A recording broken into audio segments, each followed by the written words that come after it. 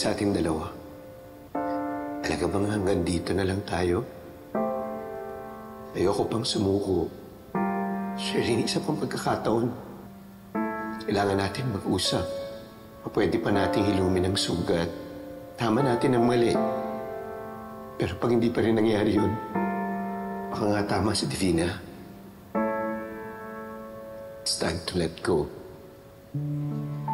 Time to move on.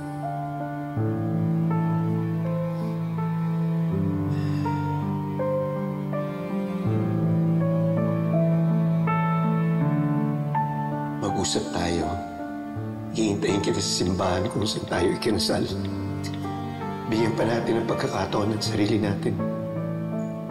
Hihintayin kita until sunset.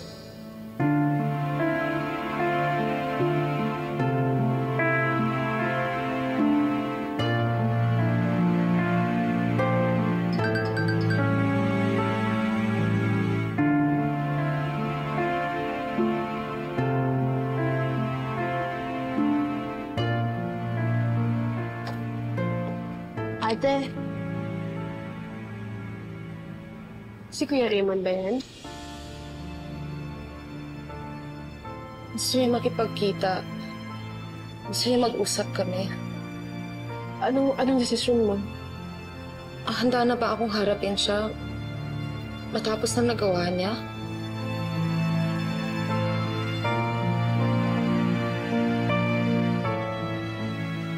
Diba kayo po ang nagturo sa akin na dapat ipaglaban natin kung ano yung tama? Bakit po ngayon nagbago na kayo? Tay, meron ba kayong kinakatakutan? Ano po bang meron kay Miss Divina at ganyan kayo lagi mag-react pag siya yung pinag-uusapan natin? Ano po bang alam niyo tungkol sa kanya? Dahil masamang tao si Divina. Yun lang ang kailangan mo malaman tungkol sa kanya. Yung teorya mo, tigilan mo na yan. Walang pupuntahan yan. Tay, walang pupuntahan o may iniiwasan kayo? Iniiwasan? Tay, noon ko pa kasi nahahalata eh. Kapag si Miss Divina na po yung pinag-uusapan natin, iwas na iwas kayo. Ano pinagsasabi mo?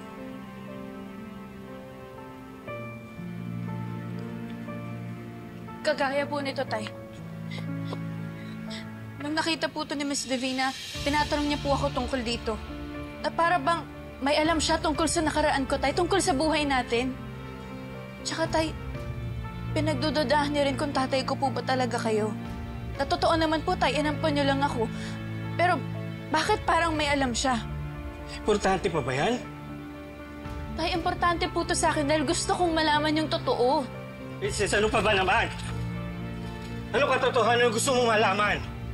Ay, gusto ko pong malaman kung sinong totoo kong nanay. Baka may alam si Miss Divina. Wala. Wala siyang alam.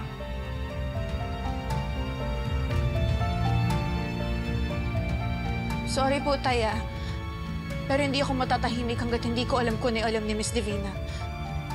Sorry po, Tay, pero hindi ko muna kayo susundin ngayon.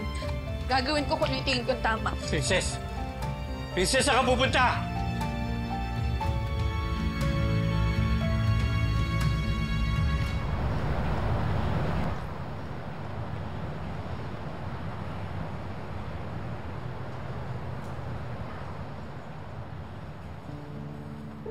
Hey bro, kanina ka pa di mapakali dyan ah. Iniisip ko lang si Princess. Kakausapin lang niya yung tatay niya.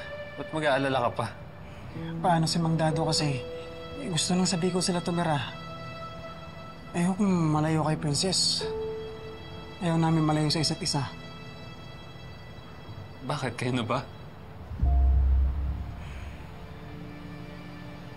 Bro, kami na. Pero wala pang nakakaalam. Ganun?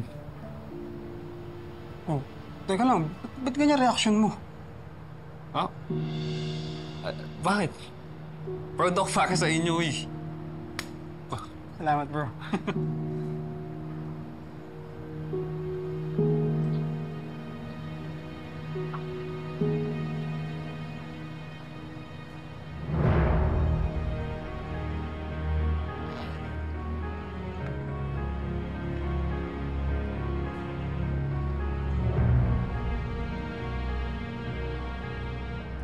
Miss Divina, Ano ba talaga ang kinalaman mo sa buhay namin? Dati pa po kayo magkakilala? Magkatrabaho kami noon. At nung nasa kulungan ako, nagkita kami sa kulungan. At nung buntis ako, buntis din siya. At sabay kaming nanganak.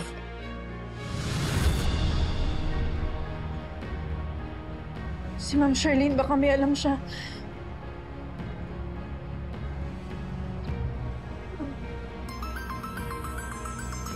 Hello? Hello, Princess. Hello po, Ma'am Charlene. Nasaan po kayo? Nandito ako sa shop. Bakit? Pupuntahan ko po kayo. Gusto ko po sana kayong makausap. Tungkol saan? Tungkol po kay Miss Divina. May nalaman po kami tungkol sa kanya. Naalala ko po kasi nabanggit niyo po sa akin noon.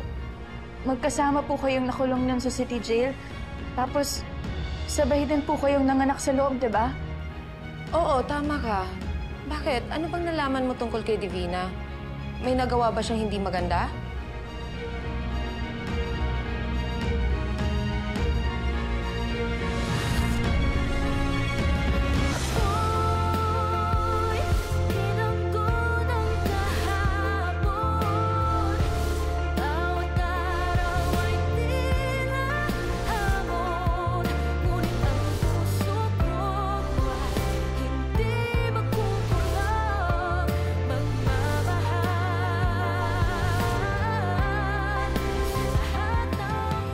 Makikipagkita ako kay Charlene para magkaliwanagan kami. Raymond naman? Problema namin ito mag-asawa. Hayaan niyong magkaayos kami. Okay na kami. Akin na si Raymond eh. Gagawa tayo ng paraan para paghiwalayin silang dalawa. Ganyan ka rin ba sa iba mong kliyente? Dinadalaw, bibigyan ng pagkain. She's more than a client. Wala ka ibang intensyon? Dito ba si Princess? Wala po. Saan po ayun? Baka na kay Charlene. Baka doon siya nagpunta. Princess, Ma'am Charlene. May isa pong malaking bagay tungkol kay Miss Divina na gumugulo po sa akin. Minsan po siyang pumunta sa bahay tapos nakita niya po ito. Ano mo nakuha to? May sinabi po si Princess kay ate tungkol kay Divina. Nasaan po sila? Pinuntahan nila si Divina. Hindi! Hindi pwede! May kasabwat si Libby dun sa kidnapping prank niya. Nandito kami dahil hayop ka. Oh! Alam ko na, nakasabot mo si Libby at yung babae